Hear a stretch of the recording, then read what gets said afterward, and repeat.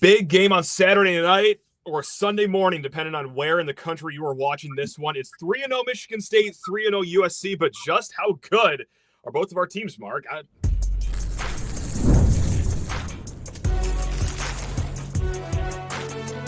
You are Locked On College Crossover, part of the Locked On Podcast Network. Your team every day. Today's crossover episode of Locked On Spartans and Locked On USC is brought to you by FanDuel. Right now, new customers can bet just $5, and if your bet wins, you get $300 in bonus bets to use across the app. Download the app today. Spartan friends, Spartan family, and fight on! That's right, I'm going to throw you guys a bone until Saturday at 11 p.m. Eastern Time, just a normal kickoff time here, Mark. Spartans, Trojans, that's right, a lot of history in this matchup. Guys, cannot wait for this crossover episode. Thanks a lot for tuning in to Locked On Spartans and Locked On USC, part of the Locked On Podcast Network. And Mark, allow me to start this with a potentially silly-sounding question right now, because how good are you guys? I get it. 3-0. You guys walloped Missouri State. You guys rolled through Georgia Southern. Then you guys beat Purdue on the road. But are you guys like top 25 good? Obviously, that's where your ranking is. Are you college football playoff good? Are you guys going to barnstorm to the national title, Mark? So, what have you gotten out of these games? So USC right now is taking they're doing baby steps. Their first step was beat the teams they're supposed to beat and beat them like they were supposed to beat them. Job accomplished. Check that box. Yeah. The next thing was win a game in the conference on the road that's not in Southern California. They checked that box. All of a sudden, they get to creep into the top 25. Yes, they're hanging out below an 0-2 Notre Dame, but sure, I guess that's how the world works right now. To your question, are they top 25 worthy? Sure. I think they're probably a little bit better than where they're ranked right now, looking at some of the teams that are in front of them. Mm-hmm. As far as playoff worthy, this next game, believe it or not, to me, this is a trap game because Illinois is looming. Yep. So you got to get by Michigan State. I know what Jonathan Smith is all about. I understand you guys are dealing with some injury issues at some key positions. Yeah. Get by this game, get to 4-0, get to Illinois, go prove who you are in that game. Because if Illinois is a legit team, if they're a legitimate top 10 team, and I'm not sure they are, I mean, they've done what they're supposed to do. But if USC can get that win, come home 5-0, to answer your question, absolutely. They are a playoff team. And then the next step is how far can they go in the tournament? Is there anything on paper right now, whether it's something that Michigan State's really good at or if it's something that you see as vulnerable for USC over there, is there something that really frightens you about this game on Saturday as it pertains to being a trap game? So two things. Aidan Chiles, your quarterback. Yeah. He's mobile. He can, if USC's defensive line, which has improved leaps and bounds, I mean, they lead the country right now in sacks. Yeah. I know they're doing pretty darn well in TFLs as well. But if they can't contain the edge and all of a sudden you guys can get your mid-range passing game going, you can stay on the field. You can get some yards. Now, can you finish your drives and touchdowns as opposed to field goals? That, I guess, is really what it comes down to, because that's what happened last week. Ironically, USC was the one kicking a lot of field goals. Right. They're also creating a lot of they created 3 turnovers. Purdue, had 2 interceptions in the red zone, 1 in the end zone, 1 just before the goal line. And so that's what concerns me. Can Michigan State replicate what Purdue did with better athletes? We got the athletes, especially on the offensive side of the ball, and we'll get into it a lot later. Eventually, segment 2, I'm going to grill Mark more in depth about USC, and then segment 3, hey, we're going to flip the script and we're going to get more into Michigan State right now. But I'm feeling great about where Michigan State's offense is right now-ish. Let me throw an asterisk on that because the injuries that we're talking about here, they're not minor.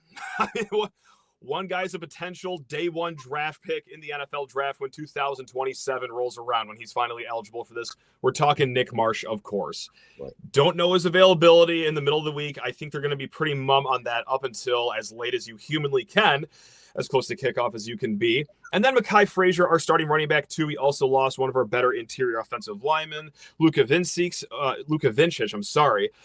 last week against FCS Youngstown State. Such is life here in East Lansing. We always have a nice list of injuries by the end of week 3. It's great. It's horrible, actually. Mark, you guys got any health concerns? I mean, do you guys also deal with this too, or is this just a Sparty problem that we got? No, since you brought it up, and as I mentioned, that if USC secondary looked a little loose last week against Purdue, I think it was more schematic. They were having their cornerbacks play off. Again, because Ryan Brown is mobile, and you have to respect that RPO game. So tackle-wise, I thought our secondary, our cornerbacks did fine.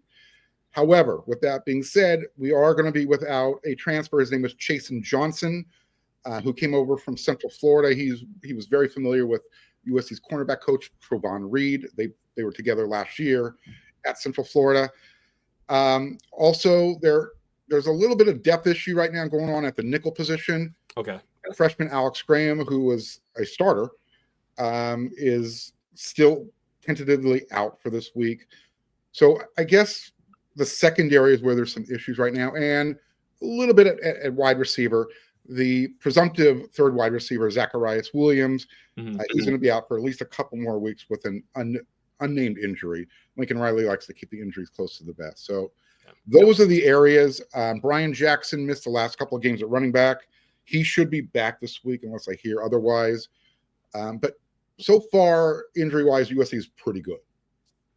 And before we go any further, like in depth about each other's rosters, of course, and what we've been liking and not liking from our teams, just the other day on Locked On Spartans, I talked about that, hey, Michigan State could have a fighting chance in this game if they are going to have one with their run defense. I named a bunch of metrics. They're really good at limiting the explosive run plays.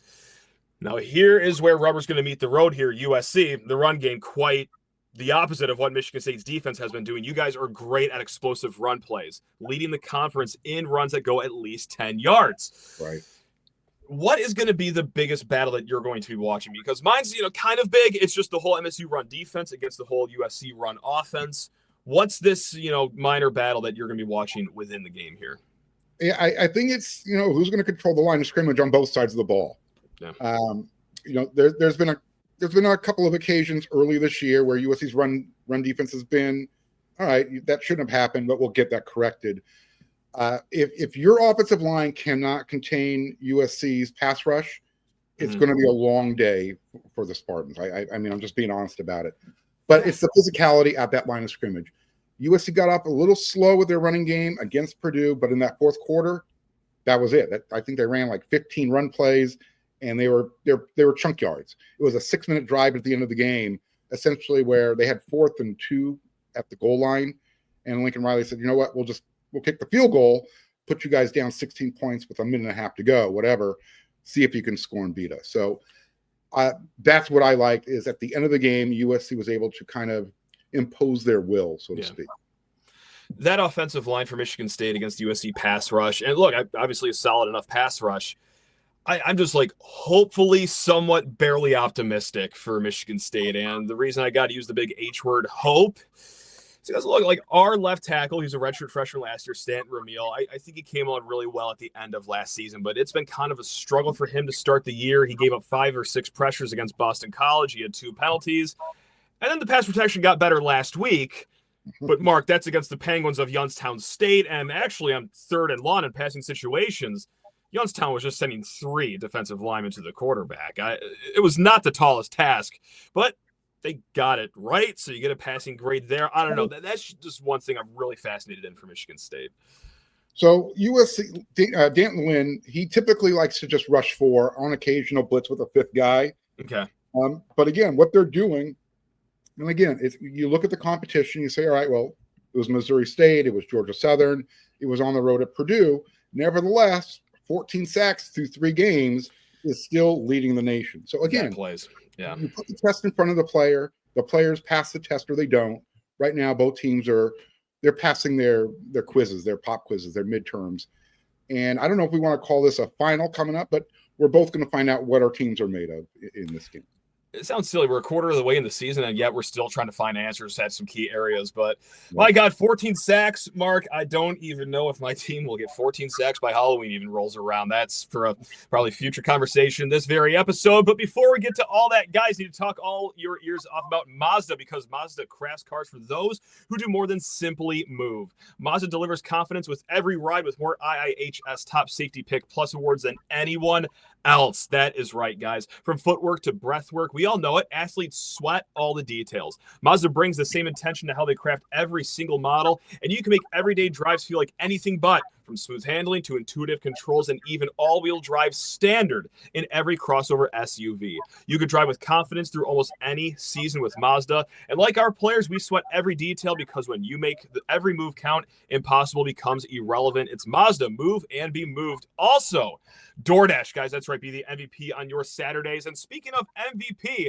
it's time for this week's MVP on Who Delivered, powered by DoorDash. Just like you can win every Saturday with DoorDash Streaks, saving more every time you order. These players delivered when it mattered most. Let's break it down. Mark, to my Spartans, last week it's easy. Nick Marsh, 94 yards. Didn't even play an entire half of football, but he imposed his will. What say you about your Trojans? Who delivered for you guys? Yeah, I'm going to go with the guy who reached 19 miles per hour on his pick six to the end zone. 6'5", 360 pounds, Jamal Jaw Jarrett. He was dashing. That's scary for a man that size, I got to say. Well, guys, just like those players delivered for the Spartans and the Trojans, DoorDash delivers your Saturdays. With DoorDash Streaks, you save every Saturday you order. Stack it up all season long, and you can save up to $250, including $100 in DoorDash credits. Order this Saturday. Keep the streak alive. Feel your game day only with DoorDash. Terms apply. Promo period goes through November 18th. Mark, not to start this with, like, it sounding like a gambling segment, but I'm going to mosey on over to FanDuel right now. Because one of my takeaways after this Youngstown State game was I'm blindly going to take the USC team total over points. I'm not entirely inspired by our defense. So, look, if you're not a gambler out there, this is just going to be a conversation of how good is USC on offense.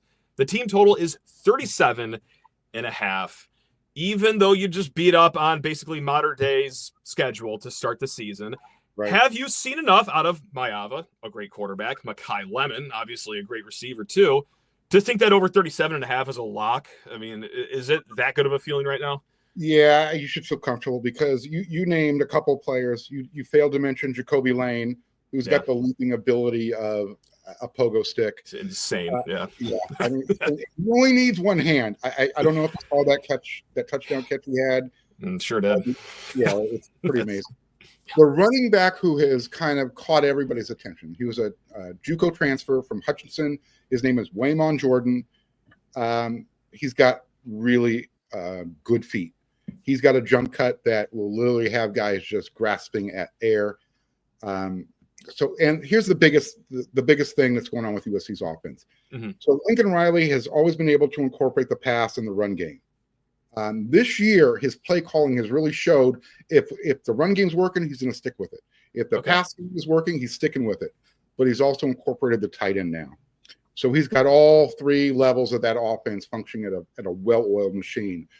So Jayden Maiava has literally turned his wide receiver number 3 into the tight end. Whether it's Lake McCree, Walker Lyons, there is always going to be an outlet. And again, USC likes to throw the ball to the running back out of the backfield as well. So there's a lot of components to a Lincoln Riley offense.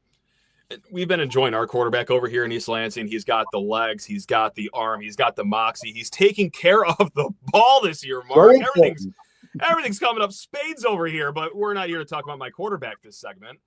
Of anything I just named, like, is any part of that in Jayden Maiava's game? What is the most impressive part that he's got going for him so far early in this season? So you can look at his stats. I think he leads the country in passer rating. He's already got 990 yards through 3 games, a bunch of touchdowns. Efficient. Very efficient. And here's the best part: through 3 games, interceptions. Yeah. Lincoln Riley has trimmed some of the fat. This is what they talked about during the offseason. Helping him with his decision making. And so far, you look at him through 3 games this year compared to the 4 games last year. He just looks so much more comfortable. His decision making has been outstanding. He's had a few throws where you're like, no, but it's okay. No harm, no foul. And he's running when the opportunity presents itself. Now, could he be doing a little bit more running? Sure. But I'm cherry picking. I'm literally nitpicking right now at something that's not there. Yeah. A few months ago, I did this with every single team throughout the offseason, is do a check-in. Hey, how's the portal going? What's the big story this offseason? And one of those items were, hey, the trenches for you guys. You guys upgraded in the portal offensive line and defensive line. You have to pick one, Mark. Which looks better so far this season? Is it your D-line? Is it your O-line? I know. Yeah, you do hard questions here on Locked On Spartans. That's right. Hot seat time. I have to go with the D-lines strictly because of the statistics. Again, the tackles for loss, the sacks, the pressure they're creating in the backfield. Even if they don't touch the quarterback, they're getting them off their mark where they all of a sudden the play breaks down and you got to improvise. So through the first 3 games, I'm going to give the award to the D-line. And they're doing it with some young freshmen as well. You got Floyd Depard in the middle. He's a freshman. Jakeem Stewart, who was the big recruit coming into the class, he's all of a sudden he's coming to his own. I mentioned Jamal Jarrett, that size, that speed. Yeah. And there's so much depth. They keep rolling guys in. Cam Fountain, Braylon Shelby. There's no letdown when you go from the ones to the twos, and there's very little letdown when you roll in guys who are getting maybe 10 to 15 snaps per game, which I guess you would consider your third stringers. And just to go back on something that you mentioned in the first segment, is it safe to say that the vulnerability with USC, whether it's just defense or the entire team, is the secondary? Is that the biggest worry right now, or is there something else that kind of that would be that? And some people will say, well, maybe the linebackers aren't doing as much as they could be. Mm-hmm. I would just point out that Eric Gentry just won this week's Chuck Bednarik Award. He had 8 tackles, all of them solo. He forced 2 fumbles. I think he had a couple of sacks as well. So the linebackers are okay. They're still a work in progress if we want to, I guess, be diplomatic about it. And of course, I mean, you're USC. You're born and bred in the Big Ten. You know where I'm going to go with this question. Special teams, punting, kicking. Any of that a concern here, just on the off chance that this is a close game and it does come down to someone's foot here, whether it is the punter or the kicker? So far, USC's played 3 games. They haven't punted in 2 of them, including the last one. Great. Yeah, awesome. Jesus. But there's a reason why they didn't punt in this last game. They had 4 fourth down conversion attempts. They made all 4 of them. Okay. Now, the starting kicker going into the season was supposed to be the transfer from UNLV. His name's Aidan Chiles. He's been injured all year. Doesn't matter. USC has a preferred walk-on. His name is Ryan Sayeri. All he's done is make 6 or 7 field goals, including a very high-pressured 48-yarder this past weekend. He's been perfect on his PATs, and I think he's had 29 kickoffs with 23 touchbacks. So we're fine. The return game hasn't really been able to show itself because, unfortunately, everybody has a kicker now that can put it through the back of the end zone. Yeah, right. And the other teams, the punt, we really haven't had to deal with a punt return so far yet. And the last question I got about USC things, this doesn't have to do with the roster, the coaching staff. Mark, who the hell did you call to get this game kicking off at 11 p.m. Eastern time? I know that you were behind this. Fess up. It's time. It's time. Trust me, Matt. I am feeling you. I am feeling every Michigan State Spartan fan that's got to wait up to 11 p.m. to watch the thing kick off. Oh, yeah. I hate these games, okay? I hate them. And from a selfish reason, if I was a fan, I'd be okay with it. But after the game ends, once that final gun sounds, you know it, our work just starts. That's right. That's right. You're even looking at a pillow till at least maybe 3:34 in the morning. Minimum. Earliest. That's right. That's right. No, I cannot wait. Yeah, no. With the kickoff times announced, my wife's like, "Oh, you're not going to record after that game, are you?" Like, exclusively. Yeah. If there's one game I'm going to be on like immediately after, it's this one. Let's go. We are doing it. So yeah, good to know that we're going to be here. Locked on Spartans, also locked on USC. We got a little bit more to come, guys. Mark's going to grill me about my Spartans, but first, need to talk your ears off about Monarch Money. And guys, most people can't name all their financial accounts or even what they're worth, whether it's 401ks, properties, investments, you name it. When you don't have the full picture, you could end up leaving money on the table, and that is where Monarch Money comes in. It's an all-in-one personal finance tool that brings your entire financial life together in one clean, easy-to-use interface on your laptop or your phone. Both work out great. Monarch is built for people with busy lives. If you've been putting off organizing your finances, well, Monarch is just for you. Monarch does the heavy lifting for you. You can link all your accounts in minutes, see clear data visuals, get smart categorizations of all your spending, and finally feel in control of your money without ever touching a spreadsheet. Guys, if you got a partner in your life too that you want to combine on finances with, Monarch Money makes that so seamless, so simple. Don't let financial opportunities slip through the cracks. Use code LOCKEDONCollege at monarchmoney.com in your browser for half off your first year. That's 50% off your first year at monarchmoney.com with code LOCKEDONCollege. All right, Mark, what do you want to know about these squirrely Spartans heading over to LA here? So I was watching one of your more recent episodes, and you're the guy. Okay, great. I was awesome. The dude. I was the dude. Yeah. Wow. Great. And I was, again, I was looking for some tips, some little hints, some clues, what to look forward to this weekend. And I saw you lamenting the fact that, hey, maybe Michigan State's defense isn't everything it was supposed to be, because you were looking at that Stanford Boston College score. And I'm thinking, all right, so what scares you about your defense? Because is it your secondary? Are they going to be able to keep up with USC's wide receivers? Let's start there. I'm going to do a shout out to the Michigan State fans right here, because we'll know the no-fly zone from 2013, that Rose Bowl season. Darqueze Dennard, Trey Waynes, they were ballers back there. Not even they could perform well with this pass rush situation going on, Mark. Oh. So here is where the thorn is in my side. It comes from last season, where it was a historically bad pass rush. They went 6 games without a sack. It was like an FBS record for the last 25 years. And I'm not sure they got better. Mark, if you've had me pick, hey, did you get better or worse? You can't pick the same. I would say that they actually might be worse in the pass rush than last year. We are 3 games into the season, not necessarily facing Titans on our schedule here. It's been Western Michigan, a team that's replaced 4 offensive linemen from the season prior. It's been Boston College, who was replacing 3 NFL caliber offensive linemen, then Youngstown State. You have 6 sacks to show for it. The pressure numbers aren't really that high. And I gotta say, when I'm looking at Michigan State only getting 1 quarterback hit on Boston College, and then I'm looking at Stanford having, I think it was 18 pressures, I think it was 4 or 5 quarterback hits, it was 2 sacks, I'm wondering, oh no, here we go again, another season without a semblance of a pass rush. So yeah, 3-0, we're all happy with that, but oh my, do those look like problems that we've had last year too. Ooh, okay. Well, for Jayden Maiava, if you're listening to this, I'm have fun. Now. Have fun. Yeah. Let me ask you this question, because Michigan State and Jonathan Smith, this is part of his DNA.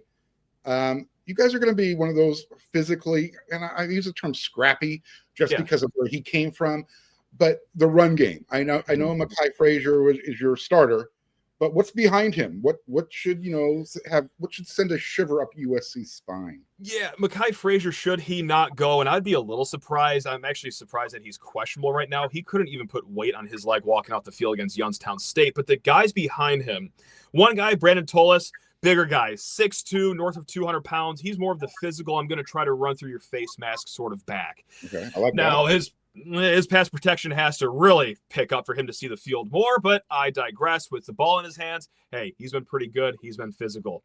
Behind him, we're actually going to go to your state over there, Mark. We got a transfer from Sacramento State, goes by the name of Eli Tautolver. Hasn't gotten a ton of run as a transfer so far, but he did get a tick in carries when Mekhi Frazier left, and he looked solid last week. He had a few good runs. He had a really nice pancake block. But again, we always go back to this. It was against Youngstown State, who, well, is a top 25 FCS team. It's a FCS team, so you don't really get a good picture. But that's what we're working with for sure right now. Tolis, Eli Tautolver. Just to, and this a little bit of a play on words, one of USC's Achilles' heels has always been, and I'm saying that because of the Trojans, Spartans. Yeah. No, I got you. That's good. I know, a lot goes over my head, but that was good. That was good. So on that, the tight end can come up and burn USC, and you've got a pretty good tight end, don't you? We've got 2 that I'm feeling really good about. We got a guy named Michael Masunis, who probably isn't the name that USC fans were thinking about, because you guys know Jack Velling. Yes. By the way, really solid game last week, and that was like not even relevant to who the opponent was. He was having catches that would have been impressive even if he was playing the Kansas City Chiefs. He really had a great game last week. But Michael Masunis, great blocker. They do a really good job of just setting up outside runs where Masunis is the blocker. And okay, after you've seen that 9 times, Here comes a nice little play action rollout, 8 yards right on the sideline. He's going to be there every single time. So Money Masunis, I've been really liking what we've been seeing from him. And Jack Valiant, that's been the whole thing since he's got here from last year.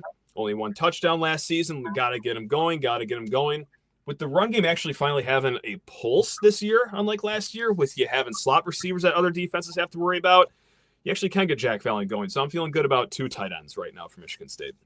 And have you seen the growth and development in Aidan Chiles' passing game? I mean, we know he's mobile, but how's the arm? How's the decision making? How's that all coming? I could go for 45 minutes talking about this. I held on to my Aidan Chiles stock. Yeah, you know what? Yeah, we're going to make this an hour-long episode just on the Aidan Chiles answer. Look, there were some Michigan State fans that were selling their stock. Not all of them. I kept mine on, and I was buying even more at the end of last season. His issue was turnovers. His issue was turnover-worthy throws last year. I mean, it was entertaining if you're not a Michigan State fan, but it was like not healthy for the heart if you're a Michigan State fan last year. He has tightened that up so well so far this season. And I was lucky enough to be at a game earlier this year against Western Michigan, sitting about 1,000 rows up, because those were the seats I could afford that day. But that gets me a good look, Mark, of, hey, you know what? There were shots down the field that last year's Aidan Chiles would have taken unnecessarily. But instead, he checks down to a guy 8 yards away. Instead, he holds onto the ball and he runs. He doesn't put the ball in harm's way at nearly 10% the amount of time he did last year. So you add that with the legs. He does got the powerful arm, but man, what's going on between the ears right now? And this will undoubtedly be his biggest test. Don't get it twisted. Sure. Up to this point, though, it's been looking really good. Really good. So I'm really happy with where we're at with Aidan Chiles. So I'll ask you the same question you asked me. If Michigan State's going to win this game, how are they going to do it versus USC? Well, first of all, Nick Marsh needs to be on that field. Let's make no mistake about that whatsoever. And that's going to be questionable. They're very mum with even what the injury is. It looks like lower leg. He also got hit in the head pretty hard last week, too. So whatever it is, I would expect him to play on this field. Jonathan Smith said as much during media availability this week that, hey, even if he's not even practicing this week, if he could even play, we're trying him out on that field. Like, he's a monster physically. His speed's there. And his running mate, Omari Kelly, on the other side of the field, too, transferred from Middle Tennessee State. Okay. I mean, look, not day 1 NFL guy, probably not even day 2, but, like, that is a plus receiver that Michigan State has gotten. So it's been a really good 1-2 tandem with Kelly, with Marsh. If you could expose a secondary that might have some issues at USC, well, that's your path forward, because you're going to need to score at a minimum of, I feel like, 42 points in this game to beat USC. And I'm sorry to be negative about our defense again, but it goes hand in hand with each other, Mark. It's, yeah. Like I said, this is the type of game that USC is supposed to win. Yeah. They're playing a team that it's not, they're not the dregs, and I hate to do the comparison to Oregon State, Michigan State, but USC, whenever they would go to Corvallis, that was a team that no matter what, didn't matter what the USC's number 1 recruiting ranked roster looked like for 5 years straight. Sure. Oregon State always punched them in the mouth. It was always that tough type of game. And that's what I anticipate from Jonathan Smith doing with you guys in East Lansing, even though the game's in LA. I get it. Of course. He's playing that, hey, I've beaten the Trojans there before. We can do it too. And we'll see. And what I've really liked too, and this is when he was hired back in the day, I mean, I used this quip a few times. Like, he was coaching Big Ten football over there in the Pac-12. Like, I watched a lot of Oregon State football because I was chasing a lot of lost bets during the day, late into the night with the Oregon State Beavers, and it was quite profitable. I gotta say, the only time I ever won was at Oregon State late in those nights, but it's neither here nor there. What is here is physicality, and he talked about that last year going into his first year at Michigan State, as we do want to be physical.